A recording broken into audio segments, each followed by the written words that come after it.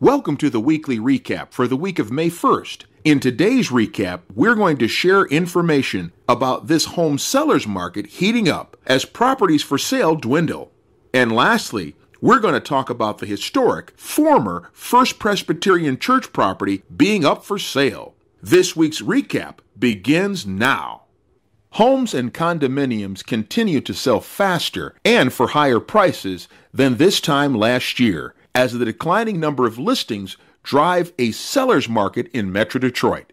According to new data released from Farmington Hills-based RealComp Ltd., home sales on average took place in just 38 days in April 2017, a 20.8% drop from April 2016, when they averaged 48 days on the market.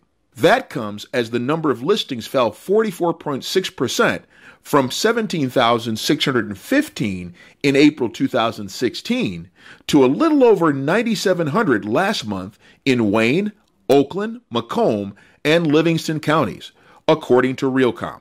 The president of RealComp Board of Governors and owner of Sterling Heights-based Principal Brokers Network, Frank Taralla, says a lot of markets around the country are having that issue.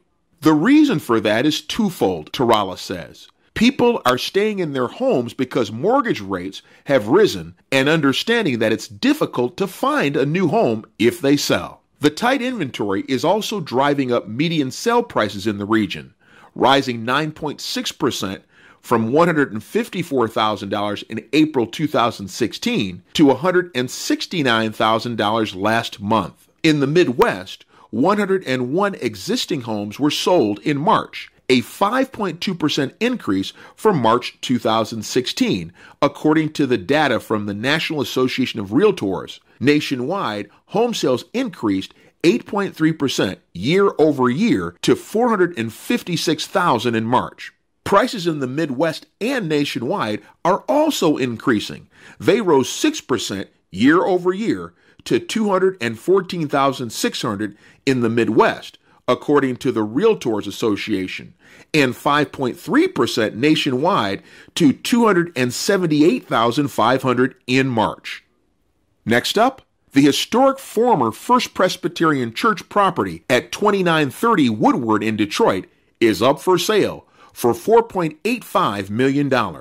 According to a listing by Detroit-based Exclusive Realty obtained by Cranes, the property consists of about 2 acres and 150 parking spots, in addition to the church, a sanctuary, and a Renaissance room. It is occupied and owned by the Ecumenical Theological Seminary. Ronald Wagner, chair of the seminary board and partner of Detroit-based law firm Kitch, Dutchess, Wagner, Villatuti, and Sherbrooke PC, said maintenance costs are becoming expensive and the seminary wants to direct its financial resources towards better uses, such as its endowment and faculty. Ecumenical has an annual budget of about $1.2 million and spends a significant amount every year on things like heating, upkeep, and maintenance, Wagner said. The seminary has about 125 theological and ministry students and approximately 15 full and part-time professors, according to Wagner.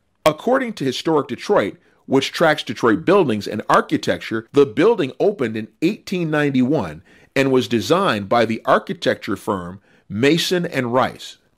It was added to the National Register of Historic Places in 1979. Historic Detroit says the seminary was gifted the church in 2002, a decade after it leased the space from the First Presbyterian Church. The property sits 1 block north of the under-construction Little Caesars Arena for the Detroit Red Wings and Detroit Pistons, both of which will begin play there this year. It also abuts the City Modern project by Dan Gilbert and other investors who plan 410 residences for sale and for rent on an 8.4-acre chunk of the Brush Park neighborhood immediately to the south. Well, that's this week's recap. Did you find this recap helpful? Let us know in the comments below. Thank you for listening and have a great day.